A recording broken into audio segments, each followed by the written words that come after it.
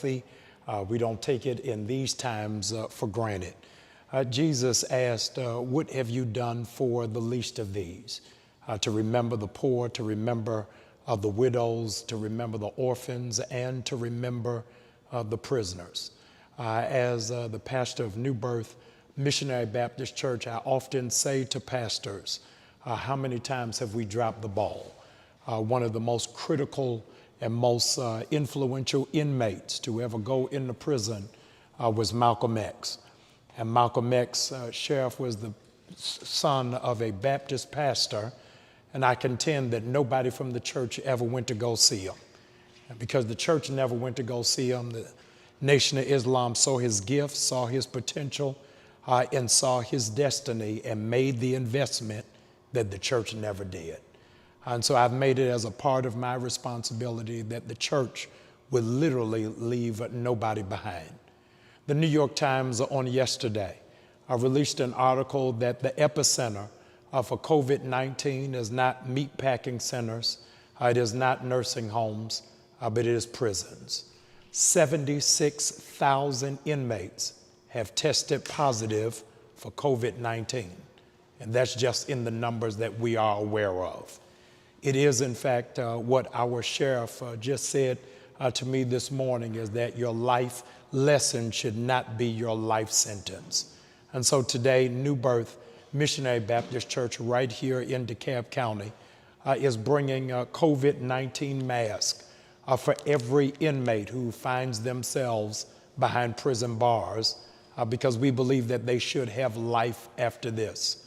From Rikers Island in New York, even to Chicago, which have become the epicenters here in DeKalb County, the church wants to walk in unison and in lockstep with what it is that our sheriff is already doing to make sure that every inmate still has constitutional rights of life, liberty, and the pursuit of happiness.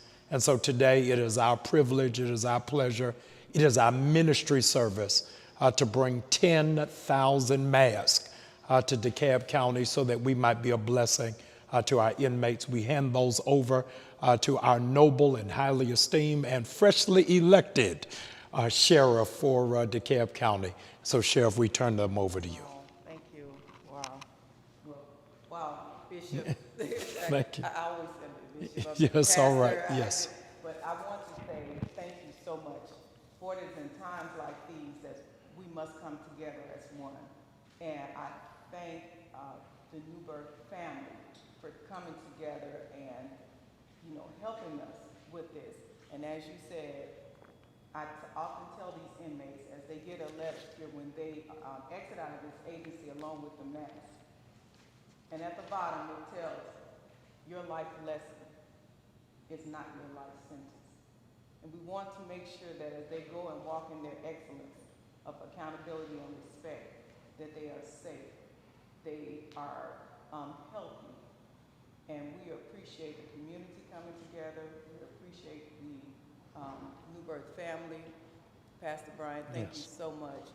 Honored and I'm humbled. My Chief Deputy, Randy Akey, stand here before me, and the 1,300 inmates that we have here. I'm sure I can speak on behalf of them that they thank you so much, and we appreciate it.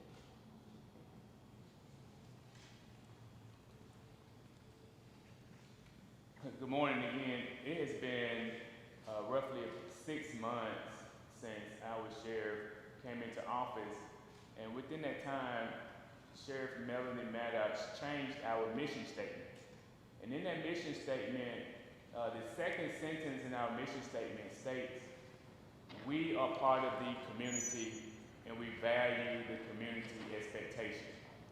And when you value the community expectation, this brings about the relationship that bridges the gap between the community and our agency. We would like to thank New Birth for bringing our inmates masks, not only our inmates but our staff members. We would like to thank Pastor again this morning. Thank you for the generous donation. But again, when we state that we are part of the community, we value the expectation. This is the type of reward that you receive. And so again, thank you, New Birth. Thank you, Pastor, for your generous donation. Thank you. Sheriff and I have made a commitment that we're going to work together. I want to do two things, Sheriff, is number one, I want to challenge all other churches to partner with this process. America, regrettably, holds more prisoners than any other place in the world without a second place. And so as the churches across the country, black and white, would please partner with their local sheriff's departments, because so many are finding themselves being the brunt of a casualty of COVID-19, with the influx of protesters who are now integrating into our prisons. We're seeing those numbers are beginning to spike across the country, even while the numbers should be stemming. The second thing that is so critically important is not that we are with the inmates while they are incarcerated, but we walk alongside them after they are released. Dr. King said that crime is the bride of poverty, that wherever it is that you see poverty, crime is close by. And so the church has got to be an advocate for wealth creation, for housing, and for education. These men and women who are coming back to re-enter society need a chance, and they need an opportunity, and the church has got to be a partner and a springboard for that to happen. And so we are excited for this new partnership. This is not the end, but this is the beginning. Thank all of you. They may ask for some one-on-one interviews, so we'll take those as needed. If y'all need to take any shots, of course, just kind of space yourselves out, with the mask, etc. And if you need those one-on-ones, let me know.